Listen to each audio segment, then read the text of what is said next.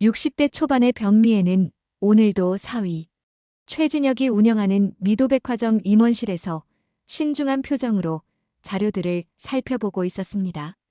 얇은 독서용 안경 너머로 보이는 고객 만족도, 조사 결과는 그녀의 마음을 무겁게 만들었죠.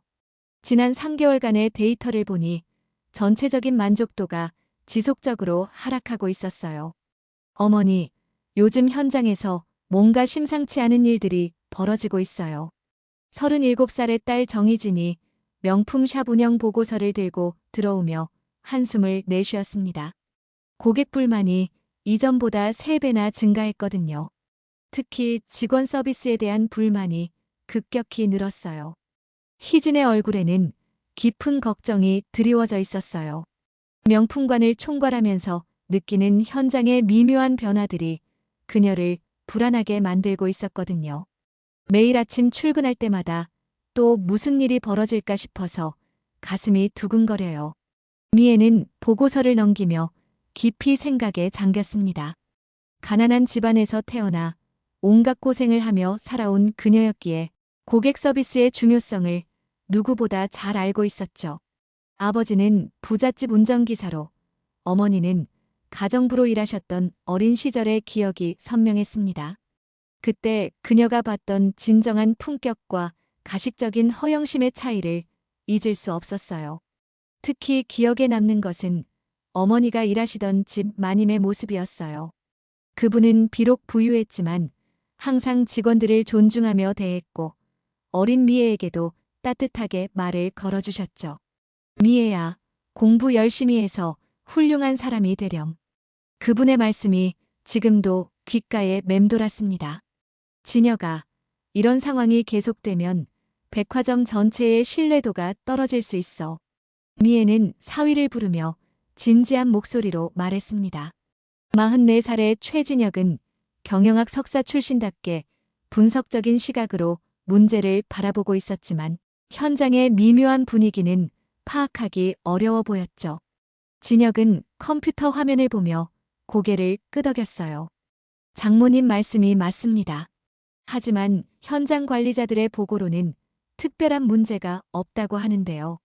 매출도 전년 대비 상승세를 유지하고 있고 직원들의 근무 태도도 양호하다고 합니다.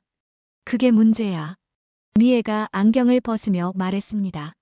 숫자로는 보이지 않는 것들이 있어. 고객의 진짜 마음, 직원들의 실제 고민들 말이야.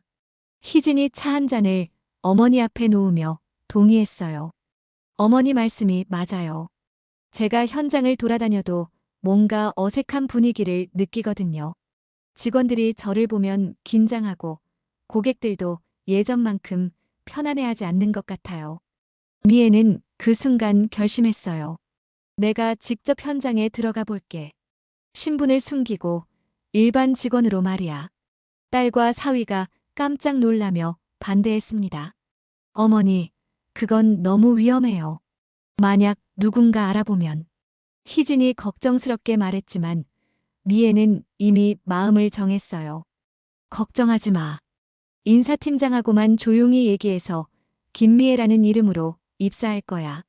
현장에서 무슨 일이 벌어지고 있는지 정확히 파악해야 해. 미애의 목소리에는 어떤 도전이든 받아들이겠다는 강한 의지가 담겨 있었습니다. 진혁이 우려의 목소리를 냈어요. 장모님, 정말 괜찮으시겠어요? 60대의 현장 일을 하시는 게 쉽지 않을 텐데요. 나도 젊었을 때는 온갖 일을 다 해봤어. 카페에서 아르바이트도 하고 옷가게에서도 일했고. 미애가 미소를 지으며 대답했습니다. 그때의 경험이 지금 도움이 될 거야. 그날 밤 미애는 오랫동안 잠들지 못했어요. 내일부터 시작될 새로운 도전에 대한 기대와 불안이 교차했거든요. 하지만 그녀의 마음속에는 확신이 있었습니다. 반드시 문제의 원인을 찾아내겠다는 의지가 말이죠. 월요일 아침 8시 변미애는 평생 처음 입어보는 백화점 직원 유니폼을 입고 거울 앞에 섰습니다. 검은색 재킷과 스커트, 하얀 블라우스가 그녀에게는 새로운 도전의 상징처럼 느껴졌어요. 머리를 단정하게 묶고 화장도 평소보다 연하게 한 모습은 누가 봐도 평범한 직장 여성 같았습니다. 거울 속 자신을 바라보며 미애는 잠시 감회에 젖었어요. 젊은 시절 여러 직장에서 일했던 기억들이 떠올랐거든요. 20대 초반 결혼 전에 백화점 판매원으로 일했던 경험도 있었지만 그때와는 상황이 완전히 달랐죠. 이제는 사장 장모의 신분을 숨기고 평범한 직원으로 위장해야 하는 특별한 임무를 띠고 있었어요. 김미애 씨, 오늘부터 명품관 3층에서 근무하시게 됩니다. 인사팀장이 조심스럽게 설명했어요. 그의 얼굴에는 긴장감이 역력했습니다. 물론 그만이 미애의 진짜 정체를 알고 있었죠. 처음이시니까 천천히 적응하시면 됩니다. 혹시 불편한 점이 있으시면 언제든지 말씀해 주세요. 고맙습니다. 다른 분들처럼 자연스럽게 대해주세요. 미애가 따뜻하게 미소 지으며 말했습니다. 김미애라는 이름으로 새롭게 시작하는 마음이에요. 인사팀장이 명품관까지 안내하면서 기본적인 업무에 대해 설명했어요. 매장 개점은 오전 10시 30분이고 오전에는 주로 진열 정리와 청소를 담당하시게 됩니다. 고객 응대는 천천히 배우시면 되세요. 명품관에 들어서자 화려한 조명과 고급스러운 인테리어가 눈에 들어왔습니다. 크리스털 샹들리에가 반짝이고 대리석 바닥은 거울처럼 매끄럽게 닦여 있었어요. 각 브랜드별로 구분된 매장들은 마치 작은 궁전처럼 아름답게 꾸며져 있었습니다. 하지만 미애의 눈길을 끈 것은 장식이 아니라 직원들의 표정이었어요. 몇몇은 지쳐 보였고 다른 몇몇은 불안해하는 듯 했습니다. 특히 젊은 직원들의 어깨가 움츠러들어 있는 모습이 그녀의 마음을 아프게 했어요. 안녕하세요. 새로 오신 김미애 씨죠? 20대 후반으로 보이는 박소연 주임이 다가와 인사했습니다. 그녀의 얼굴에는 피로의 기색이 역력했지만 새로운 동료를 맞이하는 따뜻함이 있었어요. 제가 업무 설명해 드릴게요. 미애는 겸손하게 고개를 숙였어요. 잘 부탁드립니다. 나이가 있어서 좀 버벅거릴 수도 있는데 인내심 갖고 가르쳐 주세요. 어머, 전혀요. 경험 많으신 분이 오셔서 오히려 저희가 배울 점이 많을 것 같아요. 소연이 진심으로 반가워했습니다. 첫날 업무는 진열 정리와 기본적인 고객 응대였습니다. 미애는 가방 하나하나를 정성스럽게 닦으면서 과거를 떠올렸어요. 어린 시절 어머니가 부잣집에서 청소하시던 모습, 그때 그녀가 보고 배웠던 진정한 서비스 정신을 말이죠.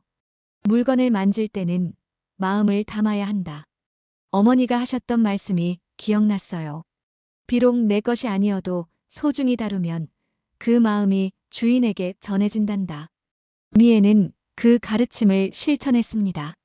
에르메스 가방의 가죽 질감을 확인하고 샤넬 목걸이의 체인 하나하나를 세심하게 닦았어요. 루이비통 지갑의 스티치까지 꼼꼼히 살펴보며 정리했습니다. 어머, 김미애 씨 정말 꼼꼼하시네요. 다른 직원들이 감탄했습니다. 보통 처음 오시는 분들은 이런 세세한 부분까지 신경 쓰지 않는데요. 비싼 물건들이니까 더욱 조심스럽게 다뤄야죠. 미애가 웃으며 대답했습니다. 고객분들이 큰 돈 들여서 사시는 거잖아요. 오전 업무가 끝나고 점심시간이 되자 동료들이 미애를 직원 식당으로 안내했어요. 지하 1층에 위치한 직원 식당은 생각보다 깔끔하고 메뉴도 다양했습니다. 김미애 씨, 여기 앉으세요. 20대 초반의 김지은 사원이 자리를 권했어요. 처음이시니까 이것저것 궁금한 게 많으실 텐데 뭐든지 물어보세요. 점심을 먹으면서 미애는 현장의 실상을 조금씩 파악할 수 있었어요. 요즘 특이한 고객들이 자주 와요. 별것도 아닌 일로 크게 트집 잡고 소리 지르는 분들이 늘었거든요. 한 직원이 하소연했습니다. 맞아요. 예전에는 이런 일이 거의 없었는데 요 몇 달 사이에 이상한 고객들이 부쩍 늘었어요. 다른 직원도 동조했습니다. 그래도 우리가 참아야죠. 고객이 왕이라고 하잖아요. 또 다른 직원이 체념한 듯 말했지만 미애는 뭔가 이상함을 느꼈습니다. 진정한 고객과 단순히 트집을 잡으려는 사람은 분명히 다르니까요. 어떤 식으로 트집을 잡으시는데요? 미애가 자연스럽게 물어봤어요. 아, 예를 들면 멀쩡한 제품에 흠집이 있다고 하면서 환불을 요구한다든지 직원 태도가 불친절하다면서 큰 소리를 낸다든지 소연이 설명했습니다. 특히 특정 직원만 골라서 괴롭히는 경우도 있어요. 오후에는 실제 고객 응대를 했어요. 미애의 정중하고 따뜻한 서비스에 고객들은 만족해했습니다. 이분 정말 친절하시네요. 오랜만에 기분 좋게 쇼핑할 수 있었어요. 한 고객이 웃으며 말했죠. 감사합니다. 또 오세요. 미애가 깊이 인사하며 배웅했어요. 고객의 만족스러운 표정을 보니 마음이 뿌듯했습니다. 퇴근 시간이 되어 유니폼을 갈아입으면서 미애는 하루를 정리했어요.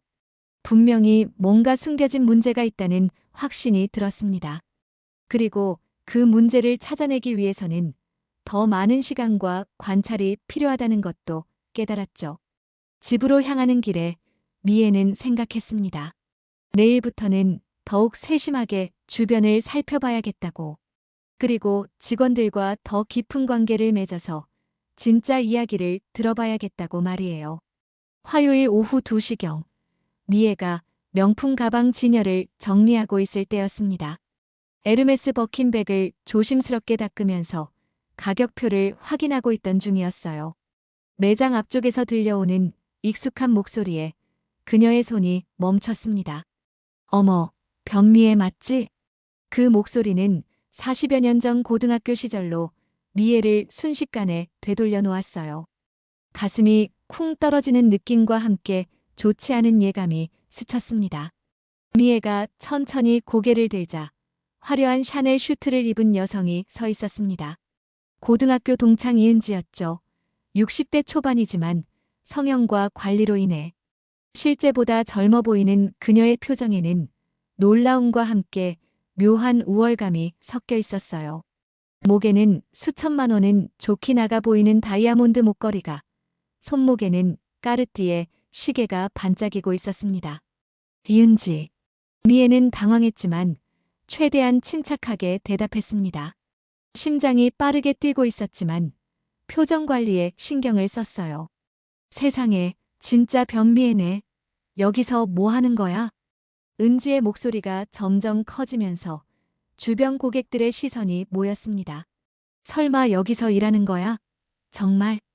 은지의 표정에서 놀라움이 점차 비웃음으로 바뀌어 갔어요.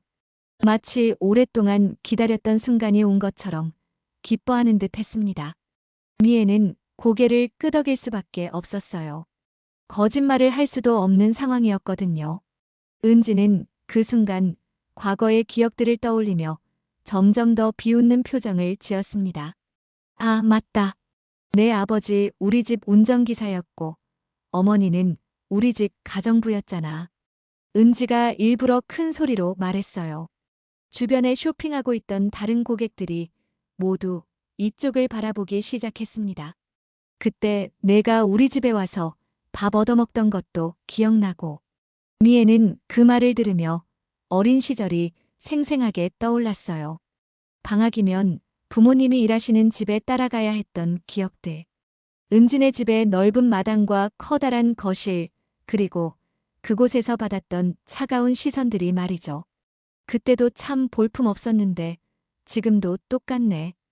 은지가 미애를 위아래로 훑어보며 말했습니다. 역시 그 부모의 그 딸이야. 접대하는 건 타고났나 봐. 주변에 있던 다른 고객들이 수군거리기 시작했습니다. 저 두 분이 아는 사이인가 봐. 근데 좀 이상하지 않아? 몇몇 고객들이 킥킥 웃기도 했지만 대부분은 불편한 기색을 보였어요.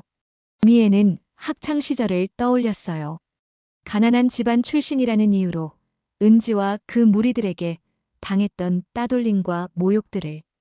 점심시간에 혼자 구석에 앉아 도시락을 먹어야 했던 기억, 비싼 옷을 입지 못한다고 비웃음 당했던 순간들이 생생하게 되살아났어요. 특히 고등학교 2학년 때 일이 떠올랐습니다. 체육복을 새로 사지 못해 낡은 것을 계속 입고 다녔는데 은지가 친구들과 함께 저의 체육복 좀 봐. 왜 저렇게 더러워? 하며 비웃었던 일이요. 그때 미애는 화장실에 들어가서 혼자 울었었죠. 나 기억나는 게 또 있어. 은지가 계속해서 과거를 들춰냈어요. 내가 우리 집에서 설거지 도와주면서 은지야, 나도 언젠가는 이런 집에서 살 수 있을까? 하고 물어본 것도. 그 말은 거짓이었어요. 미애는 그런 말을 한 적이 없었거든요. 하지만 주변 사람들 앞에서 반박하기는 어려웠습니다. 그런데 지금 보니까 여전히 남의 집에서 일하고 있네. 은지가 아기에 찬 미소를 지으며 말했습니다. 그래도 일자리라도 있으니까 다행이지. 요즘 나이 들면 취업하기 힘들다던데. 미애의 가슴이 답답해졌어요. 하지만 딸과 사위를 위해서라도 참아야 했습니다. 자신의 감정 때문에 가족들이 피해를 보게 할 수는 없었거든요. 어디 보자. 서비스 좀 받아볼까? 은지가 가방을 만지작거리며 말했습니다. 옛날처럼 말이야. 박소연 주임이 상황을 눈치채고 다가왔어요. 고객님, 무엇을 도와드릴까요? 아니야. 나는 이미애라는 직원한테 서비스 받을 거야.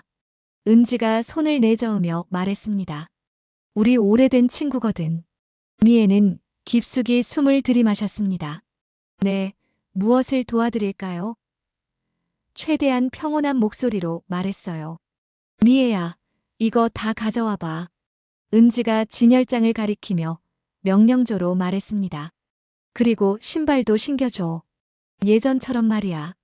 매장 안의 분위기가 어색해졌어요. 다른 직원들도 상황이 이상하다는 것을 눈치챘지만 감히 끼어들지 못했습니다. 고객과 직원 사이의 일에 함부로 개입할 수 없었거든요. 미애는 무릎을 꿇고 은지의 신발을 신겨주면서 마음속으로 다짐했어요. 언젠가는 이 모든 것에 대한 답을 찾아내겠다고.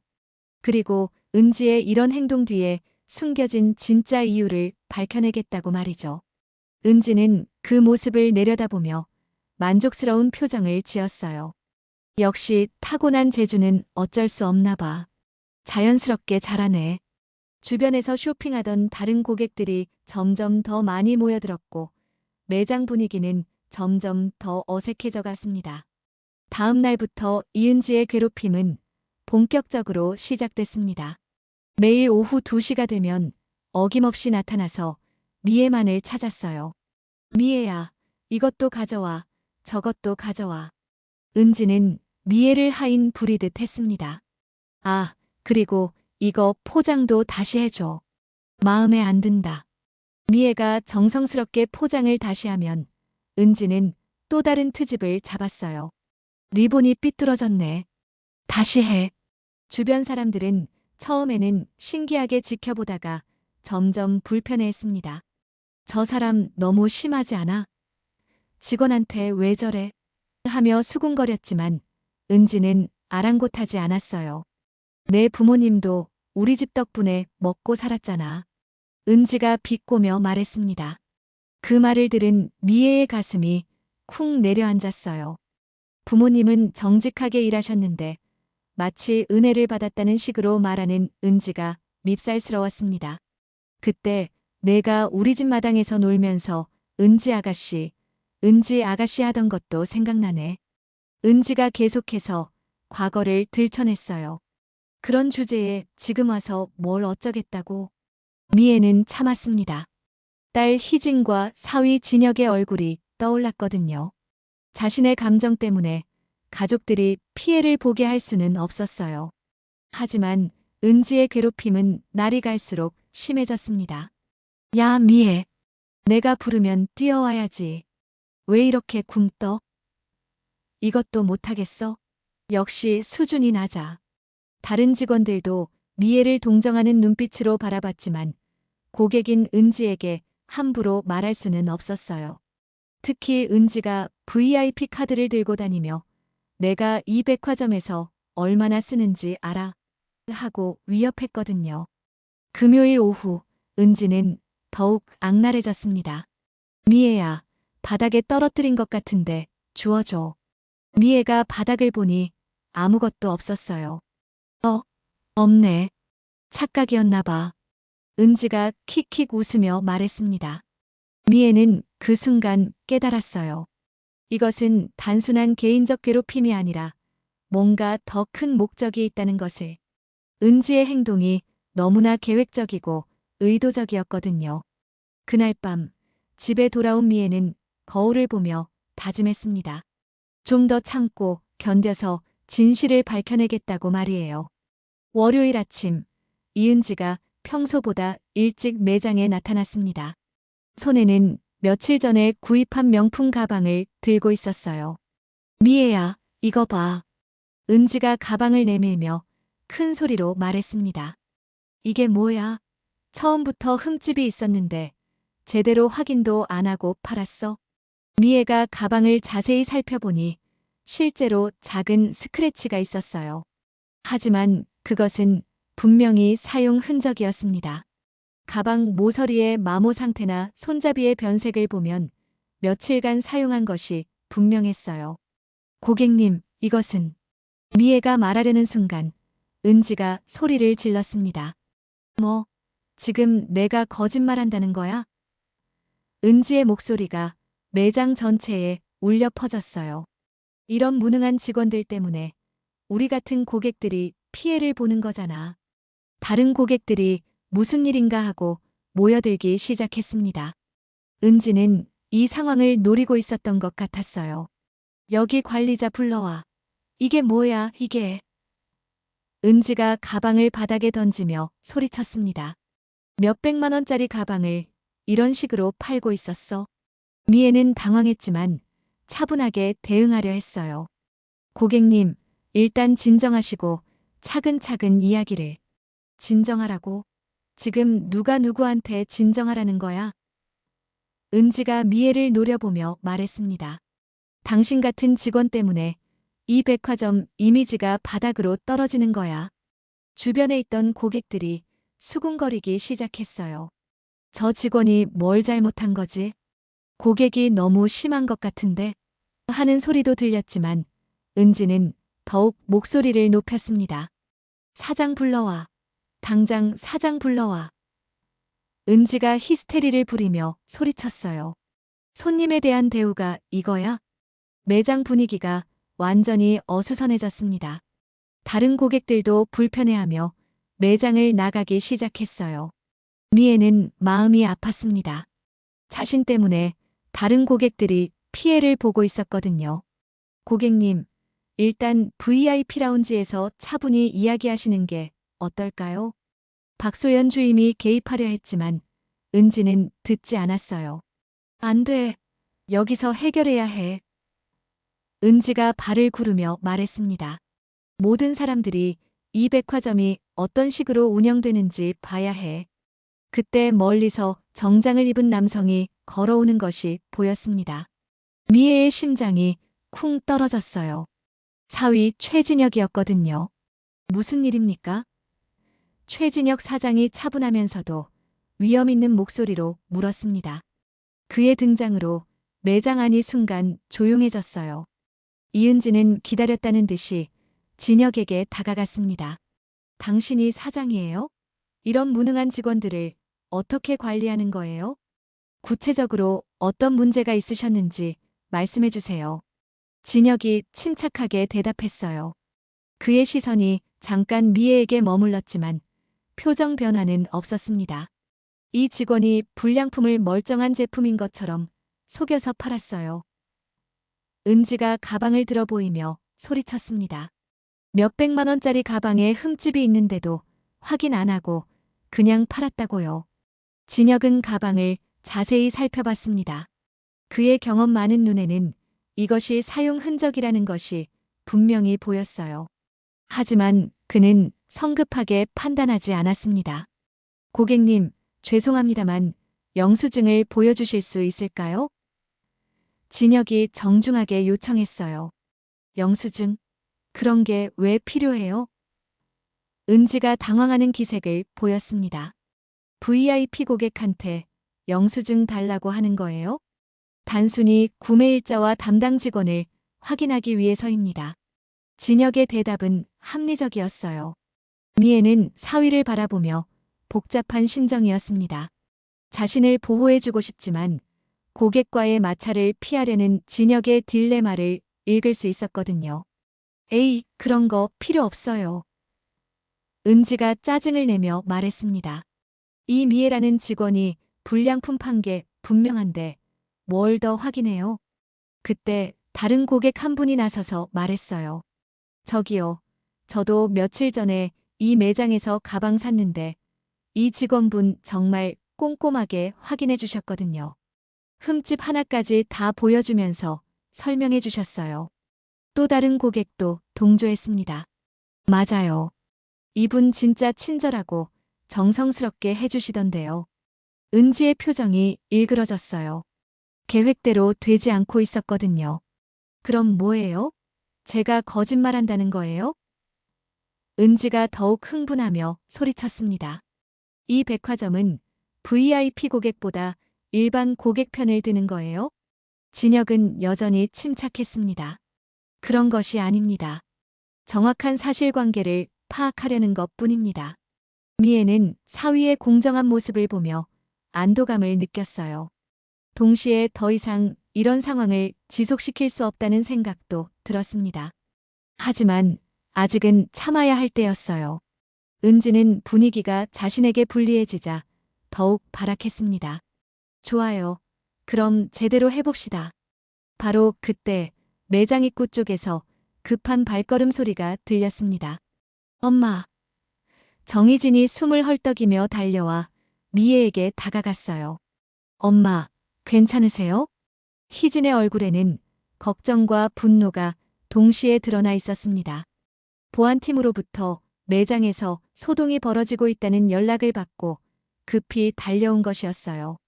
어머니가 고객 앞에서 무릎을 꿇고 있는 모습을 보자 가슴이 찢어질 것 같았습니다. 매장 안이 순간 정적에 휩싸였습니다. 이은지의 얼굴에서 혈색이 사라졌어요. 엄마. 그녀의 목소리는 떨리고 있었습니다.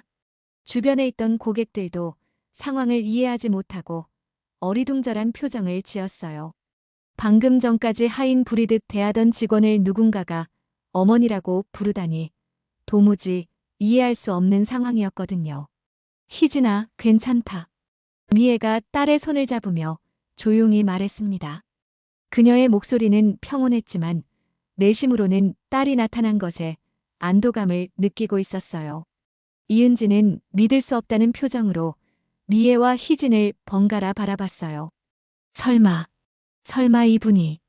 그녀의 머릿속이 하얗게 변했습니다. 일주일 동안 자신이 괴롭혔던 직원의 정체에 대한 끔찍한 예감이 들었거든요. 최진혁이 한 걸음 앞으로 나서며 상황을 정리했습니다. 고객님께 소개해드리겠습니다. 이분은 저희 미도백화점을 운영하는 제 장모님이십니다. 은지는 그 자리에서 얼어붙었어요. 다리에 힘이 빠져 비틀거릴 뻔했습니다. 일주일 동안 자신이 괴롭혔던 미애가 백화점 사장의 장모님이었다는 사실에 머리가 띵해졌거든요.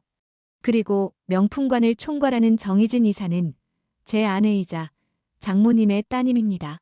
진혁이 차분하게 덧붙였어요. 주변에 있던 고객들이 웅성거리기 시작했습니다. 어머, 그럼 저분이 정말 대단하시네. 사장님, 장모님이 직접 하는 감탄사가 여기저기서 터져나왔어요. 장모님께서는 현장 경험을 쌓으시기 위해 직접 일반 직원으로 근무하고 계십니다. 진혁이 차분하게 설명했어요. 고객 서비스 개선을 위한 특별한 프로젝트였죠. 인사팀장과 저만 알고 있던 극비 사항이었습니다. 은지의 얼굴이 창백해졌어요. 자신이 지난 일주일 동안 저지른 모든 행동들이 머릿속에서 빠르게 스쳐 지나갔습니다. 무릎 꿇고 신발 신기게 한 것, 하인 부리듯 명령한 것, 과거 이야기를 들춰내며 모욕한 것들이 모두 백화점 사장의 장모님에게 한 짓이었던 거예요. 죄송합니다. 정말 죄송합니다. 은지가 떨리는 목소리로 말했습니다. 제가 몰랐어요. 정말 몰랐다고요. 그런데 진혁의 표정이 갑자기 심각해졌습니다. 보안팀장이 급히 다가와 무언가를 귓속말로 전했거든요. 진혁의 눈빛이 차갑게 변했어요. 잠깐만요. 진혁이 은지를 바라보며 말했습니다. 방금 보안팀에서 긴급 보고받은 내용이 있는데요. 은지의 얼굴이 더욱 창백해졌어요. 뭔가 더 큰 일이 벌어지고 있다는 것을 직감했거든요. 고객님의 남편분이 운영하시는 HK 컨설팅이 저희 경쟁사인 동서백화점과 함께 조직적인 방해 공작을 벌이고 있었던 것으로 확인됐습니다. 진혁의 목소리는 차갑게 변했어요. 매장 안이 다시 한번 조용해졌습니다. 고객들도 숨을 죽이고 상황을 지켜봤어요. 뭔 소리예요? 은지가 당황하며 말했습니다. 하지만 그녀의 목소리는 확신이 없었어요. SNS 악성 리뷰 작성, 고객 불만 조작, 그리고 매장 내에서의 의도적 소동 등 진혁이 하나씩 나열했습니다. 모든 것이 계획된 공작이었네요. 특히 고객님께서 지난 일주일 동안 보이신 행동들도 그 일환이었고요. 보안팀장이 태블릿을 들고 와서 자료를 보여줬어요. 여기 증거들이 있습니다. HK 컨설팅에서 우리 백화점 직원들을 의도적으로 괴롭히고 그 장면을 몰카로 촬영해서 악성 리뷰에 활용하려던 계획서입니다. 미애는 그제서야 모든 퍼즐이 맞춰지는 것을 느꼈어요. 은지의 계속된 괴롭힘, 너무나 의도적이었던 행동들, 그리고 최근 급증한 고객 불만까지 모든 것이 하나의 거대한 음모였던 거예요. 그리고 이것도 보세요. 보안팀장이 또 다른 자료를 펼쳤습니다. 동서백화점에서 HK 컨설팅에 지급한 용역비 내역서입니다. 미도백화점 이미지 실추 작업에 대한 대가로 5억 원이 지급됐네요. 희진이 분노에 찬 목소리로 말했습니다. 그럼 어머니를 괴롭힌 것도 모두 계획된 일이었다는 말씀이세요? 네, 맞습니다. 보안팀장이 고개를 끄덕였어요. 심지어 이은지 씨가 장모님의 정체를 알고 있었을 가능성도 배제할 수 없습니다. 사전 조사가 너무 치밀했거든요. 은지는 완전히 무너져 내렸어요. 저희는 이미 모든 증거를 확보했습니다. 진혁이 단호하게 말했어요. 업무방해죄, 명예훼손죄, 허위사실 유포죄로 법적 대응을 취할 예정입니다. 물론 손해배상 청구도 포함해서요. 제발 용서해 주세요. 은지가 미애 앞에 무릎을 꿇으며 애원했습니다. 정말 몰랐어요. 그냥 돈 때문에 한 일이었어요. 하지만 미애의 표정은 차가웠습니다. 진혁도 냉정하게 말했습니다. 계획적으로 우리 가족을 공격하고 사업을 방해한 것을 용서할 생각은 없습니다. 한 달 후 이은지와 그녀의 남편이 운영하던 회사는 완전히 몰락했습니다. 법원은 업무방해, 명예훼손, 허위사실 유포 등 여러 혐의에 대해 유죄를 선고했어요. 손해배상 청구액만 수십억 원에 달했죠. 엄마, 정말 고생 많으셨어요. 희진이 미애의 손을 잡으며 말했습니다. 이제 모든 것이 끝났지만 어머니가 겪었던 모욕을 생각하면 마음이 아팠어요. 미애는 창밖을 바라보며 깊은 생각에 잠겼습니다. 사실 힘들었지만 많은 것을 배웠단다. 그녀의 목소리는 평온했어요. 진짜 품격이 무엇인지, 그리고 돈으로 살 수 없는 것들이 얼마나 소중한지 말이야. 최진혁이 보고서를 들고 들어왔습니다. 장모님, 이은지 씨 남편 회사가 완전히 파산했습니다. 은행 대출금도 갚지 못해서 모든 재산이 경매로 넘어갔어요. 그리고 이은지 씨 본인도 사회적으로 완전히 매장당했죠. 희진이 덧붙였습니다. 온라인에서도 그녀의 행동이 화제가 되면서 어디든 발붙일 곳이 없어졌어요. 미애는 복잡한 심정이었어요. 복수는 달콤했지만 동시에 안쓰럽기도 했거든요. 그래도 사람이 그렇게까지 망해야 하나 싶기도 하고. 어머님, 진혁이 단호하게 말했습니다. 그들은 단순히 개인적 감정으로 행동한 게 아니었어요. 계획적으로 우리 가족과 사업을 공격했습니다. 용서할 수 없는 일이었죠. 며칠 전 이은지가 미애에게 용서를 구하러 왔었어요. 초라한 모습으로 나타나서 무릎을 꿇고 빌었지만 미애는 단호했습니다. 은지야, 내가 나 개인을 괴롭힌 것만이라면 용서할 수도 있었을 거야. 미애가 차갑게 말했었어요. 하지만 내 가족을 해치려 했고 무고한 직원들과 고객들까지 피해를 받잖니. 그건 용서받을 수 없는 일이야. 은지는 그날 오열하며 떠났고 더 이상 나타나지 않았습니다. 이제 미도백화점은 더욱 번창하고 있었어요. 미애의 현장 경험을 바탕으로 한 서비스 개선으로 고객 만족도가 크게 올랐거든요. 그녀가 직접 교육한 직원들은 진심 어린 서비스로 고객들에게 감동을 주었습니다. 어머님 덕분에 우리가 놓치고 있던 것들을 많이 발견할 수 있었어요. 진혁이 감사의 말을 전했습니다. 미애는 미소를 지었어요. 진정한 품격은 돈이나 지위에서 나오는 게 아니라 마음에서 나오는 거란다. 은지는 그걸 끝까지 이해하지 못했어. 그날 저녁 가족들이 함께 식사를 하면서 미애는 마음속으로 다짐했습니다. 앞으로도 겸손하고 정직하게 살아가겠다고, 그리고 진정한 품격을 잃지 않겠다고 말이에요.